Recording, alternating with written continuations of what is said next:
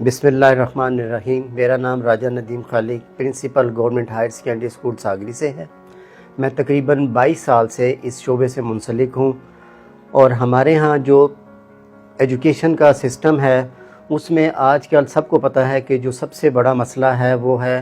Poverty, गुर्बत की वजह से बहुत सारे स्टूडेंट जो हैं वो तालीमी इदारों से दूर हैं और पाकिस्तान में लाखों ऐसे बच्चे हैं कि जिन्हें अब स्कूल की उनकी एज है और उन्हें स्कूल में एडमिशन लेना चाहिए, लेकिन उनके माली हालात जो हैं वो उनको इस काबिल वो नहीं है कि वो स्कूलों में एडमिशन ले सकें।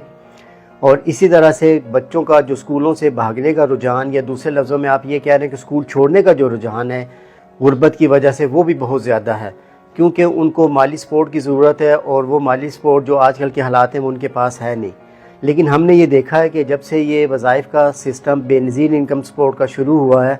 तो बहुत सारा इनरोलमेंट का जो रुझान है वो बढ़ा है। हमारे स्टूडेंट जो है उनकी तादाद कॉलेज के अंदर, स्कूल के अंदर इंक्रीज़ हुई है